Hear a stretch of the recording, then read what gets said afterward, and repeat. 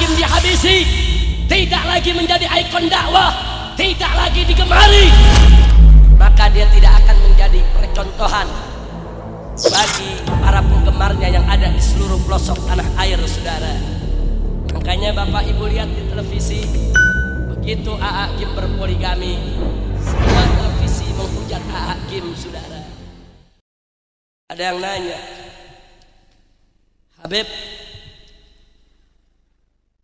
tapi kan yang hisbah dengan tegas, jihad dengan keras, resikonya kan besar. Sedang kalau dakwah dengan lembut, resikonya tidak seberapa. Siapa bilang? Enggak juga begitu, saudara. Sebentar lagi saya buktikan. Saudara, soal resiko dakwah, soal resiko dakwah hisbah dan jihad, lembut, tegas dan keras, resiko tetap ada. Karena musuh Islam tidak akan biarkan dakwah berjaya. Musuh Islam tidak akan biarkan hisbah berjaya. Musuh Islam tidak akan biarkan jihad berjaya, saudara. Mari kita buktikan. Mau bukti? Mau bukti? Saudara, saya punya seorang kawan. Orangnya baik, santun, lembut dan ramah. Saya yakin Anda semua kenal, sekurang-kurangnya pernah mendengar nama dan melihat orangnya di televisi.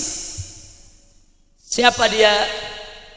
Ikon dakwah Indonesia yang terkenal dengan kelembutan, kesantunan dan keramahannya.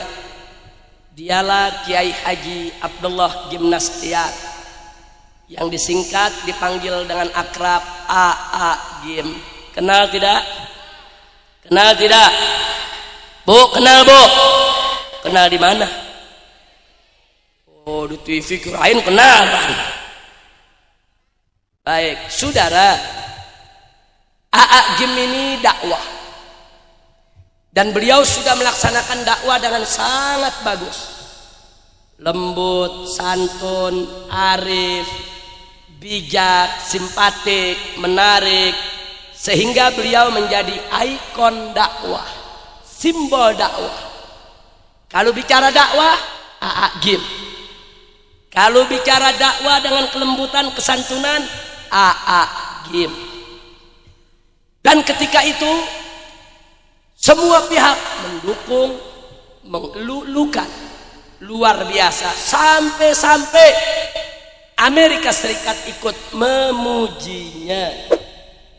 Tapi bukan berarti dakwahnya disukai. Tunggu saudara. Musuh tetap mencari celah kapan bisa menghancurkan A.A. Gim. Sebelum dapat celah itu, mereka bermanis-manis dengan A.A. Gim, saudara. Bahkan sampai-sampai majalah Time memuat foto A.A. Gim di cover majalahnya dengan judul The Holy Man, manusia suci. Kenapa? Saking dianggap lembut, santun, ramah di dalam berdakwah. Saudara, kenapa ketika itu Amerika tidak mengganggu A.A. Gim? Sebab A.A. Gim belum mengganggu program mereka, saudara. Tapi mari, Bapak Ibu mau tahu apa sih program Amerika? Saya sampaikan, saudara. Seluruh negara Eropa, termasuk Amerika dan Australia, rame-rame punya kesepakatan untuk mengadopsi, untuk mengambil ajaran gereja agar dijadikan undang-undang internasional. Ajaran gereja yang mana? Ajaran gereja tentang monogami. Dalam ajaran gereja, setiap manusia hanya boleh punya istri satu saja. Tidak boleh punya istri lebih dari satu. Ajaran gereja. Ini namanya monogami. Ajaran ini diambil oleh orang-orang kafir untuk diberlakukan di seluruh dunia. Ini mereka lakukan sejak 50 tahun yang lalu. habis-habisan bekerja bagaimana supaya program mereka berhasil, termasuk di Indonesia, saudara. Mereka keluarkan uang miliaran dolar, triliunan rupiah. Mereka keluarkan tenaga, waktu, energi untuk mempengaruhi negara-negara Islam agar melarang poligami. Karena yang melakukan poligami hanya negara Islam, saudara. Mereka sebal, termasuk ke Indonesia. Mereka dekati Soeharto ketika Soeharto baru menjadi presiden, saudara.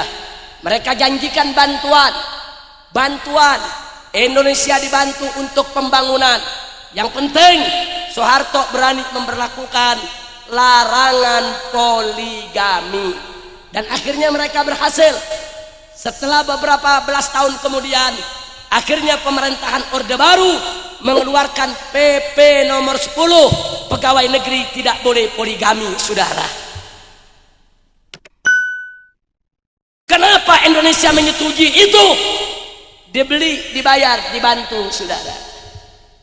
Ya, awalnya cuma pegawai negeri yang nggak boleh, tapi program jangka panjang seluruh rakyat nggak boleh poligami, saudara.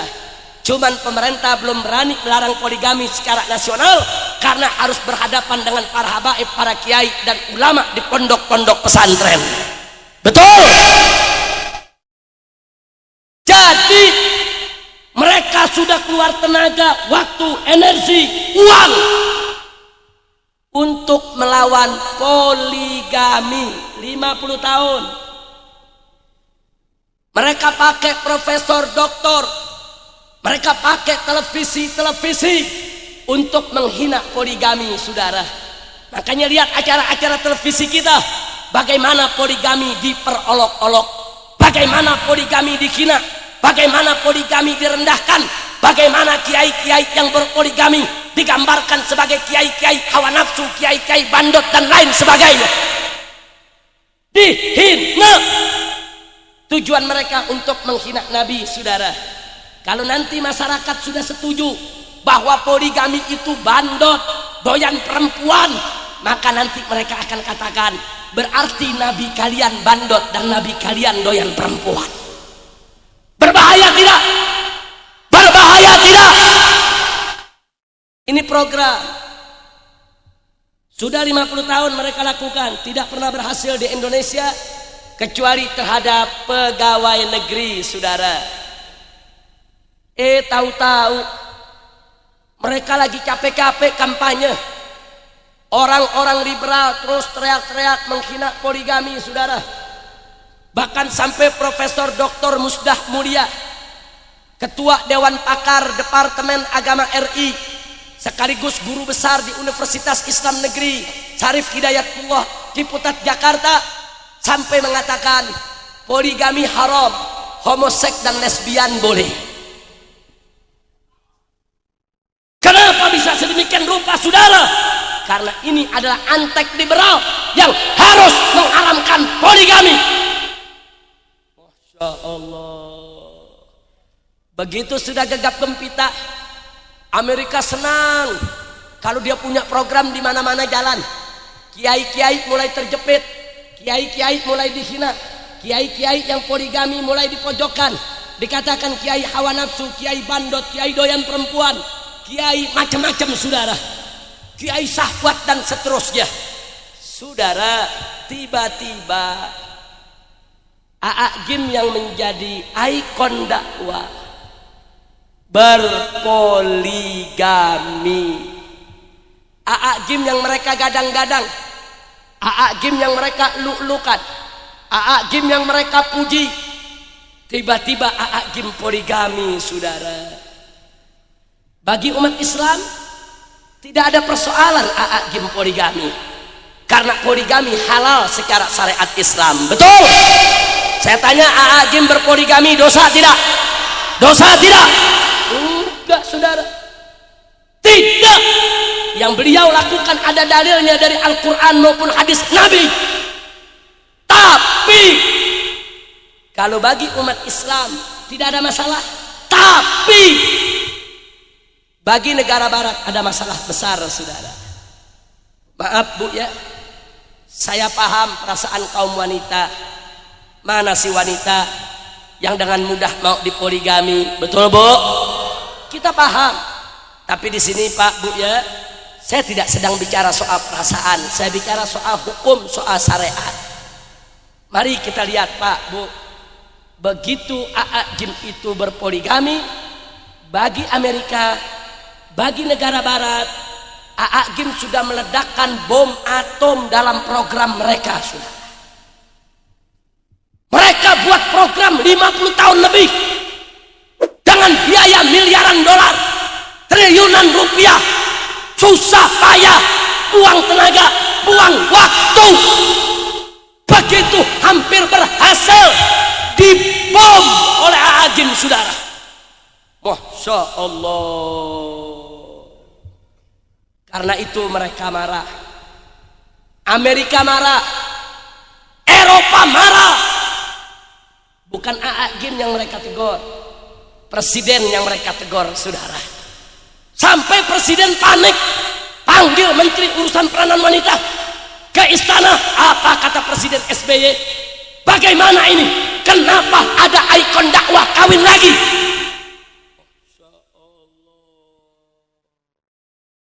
Kenapa presiden panik? Bosnya marah. Loh, kok saya bilang begitu? Saudara, waktu ada anggota DPR berzina dengan artis, rame, akhirnya mengaku sudah. Presiden nggak marah. Saya nggak pernah dengar presiden manggil menteri atau ketemu ketua DPR. Kenapa ada pejabat tinggi negara, anggota DPR RI berzina? Nggak ada. Begitu kiai kawin lagi marah-marah. Kenapa ada kiai kawin lagi? Para lo bomenyan. Ini dia. Saya mau tanya, zina halal atau haram? Yang namanya poligami haram atau halal? Zina haram, nikah halal. Betul? Mestinya presiden marah kepada yang halal atau kepada yang haram? Yang halal atau yang haram? Mestinya yang presiden marah yang kawin lagi atau yang zina? Yang nikah atau yang zina? Aku marah sama yang nikah. Presiden kebakaran ubun-ubun. Loh Beb, kenapa kebakaran ubun-ubun? Nah kan presiden nggak punya jenggot. Nah nanti ini kalau udah gelar sorban berarti acara udah selesai nanti. Baik, kira-kira jelas tidak? Nah sekarang Bu, saya nggak bicarakan presiden. Kenapa presiden panik? Karena Amerika marah, Eropa marah. Kenapa Eropa marah, Amerika marah? Ini program 50 tahun, biaya sudah ratusan ribu dolar. Ikon dakwah kawin lagi, saudara. Ada yang bertanya, kenapa mereka harus marah AA Gim kawin lagi? Saudara, AA Gim itu ikon dakwah. Banyak penggemarnya di mana-mana. Khususnya ibu-ibu di berbagai pelosok daerah. Betul? Kalau AA Gim kawin lagi tetap dipuji-puji, tetap disanjung-sanjung, Amerika takut. Nanti ibu-ibu di kampung-kampung suruh lakinya kawin lagi ngikutin AA Gim. Takut, Amerika takut. Kenapa? Kalau laki-laki muslim semua di mana-mana kawin lagi berpoligami, berarti program mereka gagal total, saudara. Gagal total. Masya Allah. Maka itu mereka melihat AA Gim harus dihabisi. Kalau AA Gim dihabisi, tidak lagi menjadi ikon dakwah, tidak lagi digemari, maka dia tidak akan menjadi percontohan bagi para penggemarnya yang ada di seluruh pelosok tanah air, saudara. Makanya Bapak Ibu lihat di televisi, begitu AA Gim berpoligami, semua televisi menghujat AA Gim, saudara. Yang diwawancarai ibu-ibu dari kelompok liberal, yang ditanya, ibu bagaimana? Ibu penggemar AA Gim ya? Iya, saya penggemar AA Gim. Bagaimana ini AA Gim kawin lagi? Emang kiai bandot? Yang satu lagi ditanya, bagaimana ibu? Ini Agim kawin lagi, emang kiai sahwat. Satu lagi ditanya, ibu, kenapa ini Agim kawin lagi? Yang satu lagi menjawab, saya tidak suka. Pokoknya kalau ada televisi ada Agim, saya pecahin itu televisi. Dihina. Tapi ustazah, nyai yang ngerti syariat, nggak ada yang ditanya, saudara. Kiai yang paham poligami, tidak ada yang ditanya. Yang ditanya semua orang-orang liberal. Yang ditanya semua yang benci Islam.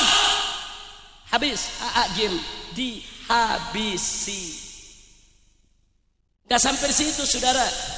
Departemen pemerintah tidak boleh lagi ngundang Agim. Majelis-majelisnya banyak yang tutup. MKTV-nya, manajemen kolbunya gulung tikar, saudara.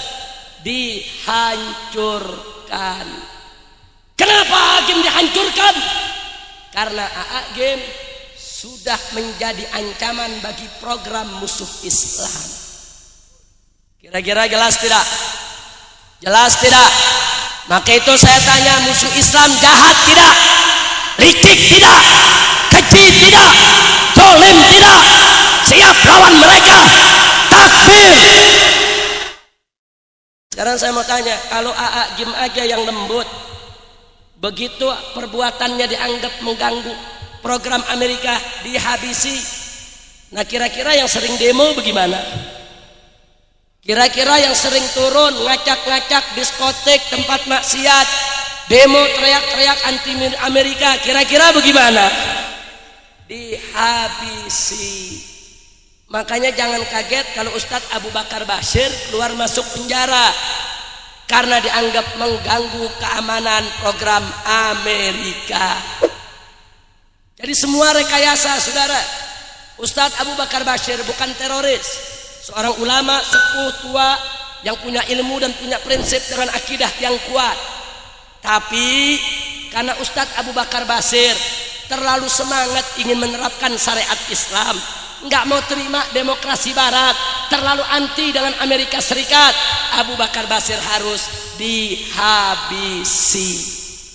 Nah, kalau Agim aja yang lembut dianggap mengganggu dihabisi, apalagi Ustadz Abu Bakar Bashir yang tegas. Betul? Betul? Betul? Kira-kira jelas tidak? Jelas tidak? Takbir!